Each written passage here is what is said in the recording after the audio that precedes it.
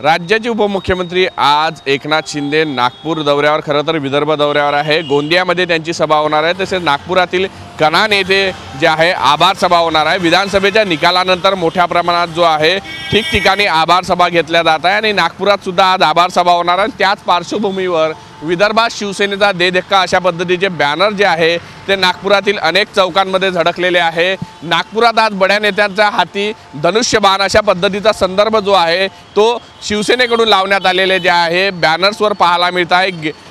पूर्व विदर्भाचे संघटक असलेले किरण पांडव यांनी खरं तर हा बॅनर लावलेला आहे। एकनाथ शिंदे यांचा धक्का विविध पक्षांच्या नेत्यांना आज नागपुरात पक्षप्रमुख म्हणून बसणार आहे अशा पद्धतीचे फलक आहे। शहरातील विविध चौकामध्ये हे अशा पद्धतीचे फलक लागलेले आहेत। त्याचबरोबर आभार सभा खरं तर होणार आहे। नागपुरातील कणान येथे संध्याकाळी 5 वाजताच्या सुमारास जे आहे आभार सभा केल्या जाणार आहे। यासाठी नागपुरात आज ठिकठिकाणी भगवे झेंडे जे आहे धनुष्यबाण असलेले ते लागल्याचं पाहायला मिळते आहे। दे धक्काचे बॅनर लागल्याचं पाहायला मिळते आहे।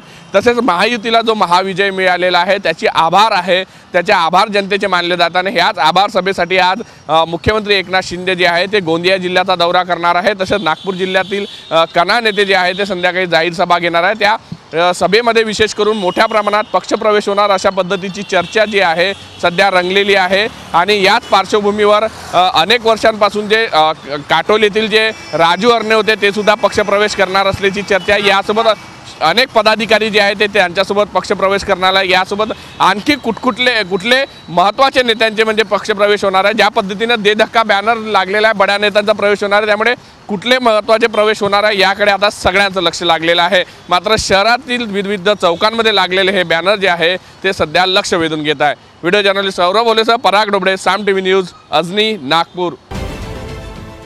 देश विदेशातील प्रत्येक घडामोडींचे लाईव्ह अपडेट मिळवण्यासाठी आता साम टीव्हीच्या सर्व सोशल मीडिया प्लॅटफॉर्मला लाईक, फॉलो आणि सबस्क्राइब करा। तसंच सर्व नोटिफिकेशनसाठी बेल आयकॉन प्रेस करायला विसरू नका।